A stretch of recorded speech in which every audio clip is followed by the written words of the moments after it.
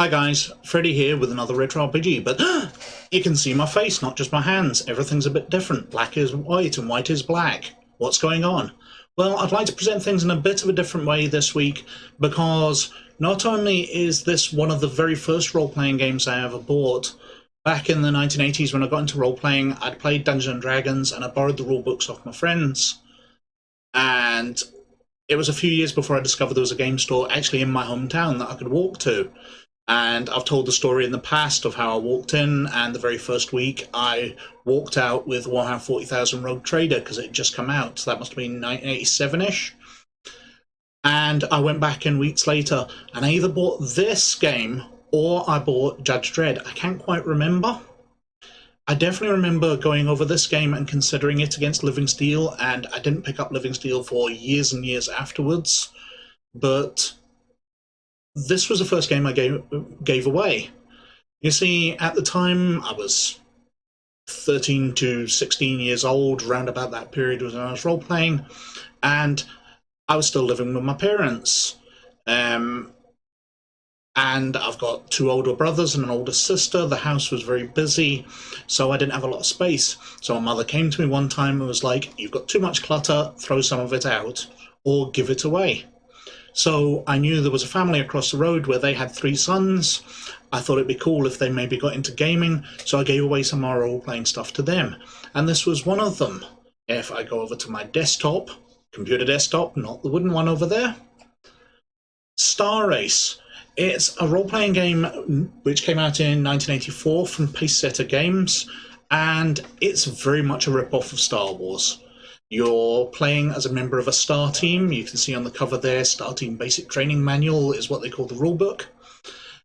And these are people who are trying to restore the Alliance, which used to control the galaxy in a peaceful way, but the galaxy has now been overtaken by a human-centric force called the Empire. So far, so Star Wars. And the different alien races are still fighting to restore the Alliance. If we go through the game a little, see there's some fairly nice artwork in here. It's very basic of the time, where they're saying who can play, what's a role-playing game, what's in the box, using dice, characters, scores. It's got a thing on adventures, money, and kills. Kills is actually quite important in this, but we'll go into more detail when we reach the character classes. Character sheet, you can see the stats there are fairly standard. Strength, dex, agility, personality, penetration bonus, perception, willpower, luck, stamina, and unskilled melee. You've got space for skills. Everybody gets spacecraft piloting, and everybody gets a Phoenix Starfighter to start off with. We also get noetic defense mode. Basically, the noetics are the force of this setting. As I said, it's all very Star Wars. We go through the abilities and we get onto the player character races. So we've got 4 different races. We've got the Crystal Clones, who are a cloned race but made by a crystalline species. Humans arrived on this the Crystal Folk, their homeworld, and the 2 species were so different they couldn't communicate. But the Crystal Folk created clones of humans, which are the Crystal Clones, which are kind of halfway between the 2 species. They look very much like humans, but they've got sort of bluish skin or very light skin. They're logical, they've got pointed ears and slanty eyebrows, and basically they're a bit Vulcan. Then we've got humans. Again, as I've said the last few times, you should have a pretty good idea what these are, because you probably are one. Or at least you've met some which vaguely describe as human. Then we've got the Klybor, who are big bear-like aliens who are good at technology and good at fighting. So far, so Wookiee. And last we've got the Tracker, who are a trickster race of cat-like humans. And that's it. You've got 4 species. And they kind of match up quite closely to the classes. So it goes into the star teams, their military organization, explains how they go through, how you got through ranks, what kills are, because if we look here, we can see number of kills and what ranks. So if you're in the free order of spades, yeah, the 4 classes are based around the faces of cards. So you've got spades, hearts, diamonds, and clubs. And your rank within them is a card. So you start off as a 2 and you work your way up to ace by getting more kills. And 0 to 11 you're a deuce, 12 to 23 a tray. Once you get up to 120 kills you're a royal spade, 132 you're an ace of spades. And we've got kill values here, so taking out an Imperial Interceptor is only worth half a kill. An Imperial Fighter's worth 1. A Destroyer's worth 20, a Dreadnought's worth 50. A Troop Transporter's only worth 1, but a Walker's worth 2. And you've got garrison sizes, so if you wipe out a garrison of 1,000 people, it's worth about 20 or 30 kills, depending on the GM's discretion. So we've got the 4 classes, as I said. We've got the Free Order of Spades, who are the weapon specialists, so these are your combat people. You've got the Free Order of Hearts, who are the technical order, so your medics, your techs. You've got the Free Order of Clubs, who specialise in noetic skills, so basically your Jedi. You don't get lightsabers in this, but you can use powers to throw people around and whatever. And then we've got the Diamonds, who are the decoys. They're the face people. They are tricksters. As I said, the races kind of match up quite well to the classes. So these are obviously the cat-like aliens who are tricksters. Then we get into basic actions. A nice picture of a Kleebor using his noetic powers to pin somebody against a wall. Ranged weapons. You can see that they go from particle beams and laser pistols down to muskets and tomahawks if you want to use them. Movement, melee attack modifiers, recovery and healing, poisons, armor, vehicles in action, and then we come on to spacecraft and combat. Now I have to admit I love the artwork in this. I think the Hawk up here looks like some kind of gunship. There's obviously space inside for multiple people. You've got missiles on it, you've got turrets. Even the Griffin looks like maybe an Apache gunship strapped to a fighter bomber, Saber Fox. The Phoenix itself is tiny. Cargo vessels, passenger liners, space stations. Then we've got destroyers, frigates, cruisers, dreadnoughts, and I'm guessing that's the Imperial Starfighter, the Imp. But it says spacecraft descriptions. When you actually get onto it, there is no description. There is just a few stats.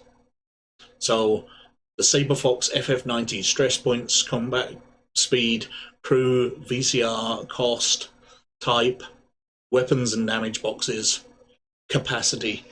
There's not really much information here at all. We've got to dogfighting, anti-spacecraft fire results. We've got all the skills here from, you can have boxing, advanced self-defense, bullwhip, so you can be Indiana Jones, lasso, yeehaw, grenade launcher, got specialty skills in computing and emergency spacecraft repair, medical skills, bargaining, gambling, impersonation. There's not a huge amount of skills, but there's an interesting variety. Ignore pain, levitation, up we're onto the noetics, shield, telekinesis. You can see a list of the sort of skills there, and obviously the books have a very card-based sort of symbolism to them because of the ranking and the types of the classes. We go on to equipment, so we've got particle beams, as I said, laser pistols, grenade launchers, all the sort of usual stuff. Some nice pictures again of the Imperial Walkers, who are lovely spider-like things. I love the fact that there's ladders up to the cockpit and all that. I like the artwork, I found it very evocative at the time. Different to Star Wars enough that it made me think of different stuff. We've got repulsor lift tanks there, troop transporters, and standard equipment. Then we've got the Star Team Wilderness Briefing Manual, which is basically the background information. So, information on the Empire and the titles within it. Information on some of the aliens which do help out. We'll come on to them. We've got the Alliance. Now for the good guys. They support your star teams, and they're against that bunch of Imperial thugs. I'll tell you one thing. The little welcome that their Admiral phrase gave me when I came home to Stalisa after my stay on Cairn wasn't what I'd call warm. I have no idea who's supposed to be writing this. It's been a very long time since I've read them. The Wilderness region, which is sort of a bit of space where yous are hiding out, and which is up for play. We've got a bunch of NPCs here. The alien races, the Krassites, who are greedy pig-like aliens, which help the Empire out.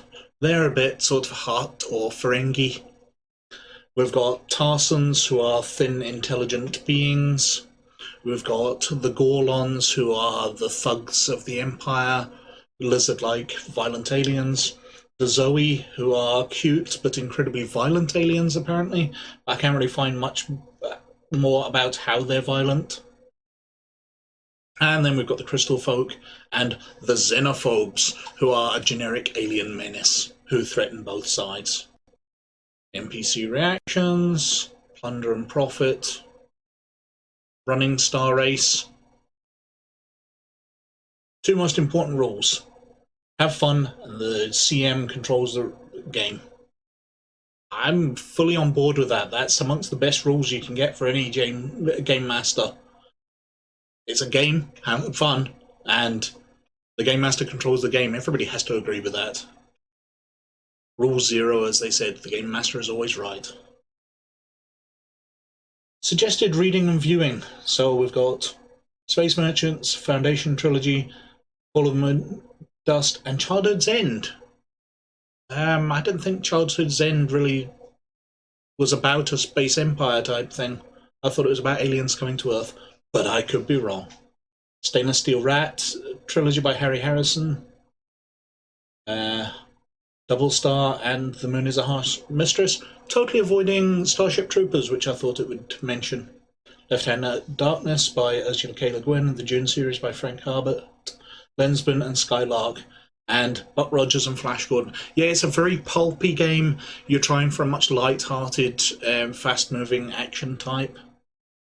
Action tables there, index, and then a starter adventure came in the box. So a bit where you have to go to a planet, and there's some starfighter combat at the end where you've dealt with an Imperial garrison. So far, so very Star Wars. And I don't think that's a big problem. I can understand why this was the game which Pacesetter dropped first, because Pacesetter had their Time Master series, and they also had Chill, both of which survived the death of Pacesetter, who I believe went out of business around about 1988. But Chill and Time Master both survived and were published by other companies, whereas Star Race just faded out of existence. There were a number of source books released for it back in the day. There were a bunch of adventures. They released an entire source book which detailed the homeworlds of the different alien species, including the player character species, and the alien ones like the Gorlons and all that we saw. And that's it. That's Star Race. As I said, one of the first games I ever got, and it stuck with me. Even when I run Star Wars these days, there's a little bit of Star Race in the back of my head, which kind of taught me how to GM from reading its rulebooks first before Star Wars ever came out. Anyway, I hope you found that fairly interesting. Thank you very much for watching. Please like and subscribe if you like what I'm doing at all. But most of all, look after yourself. And I'll catch you later. Bye.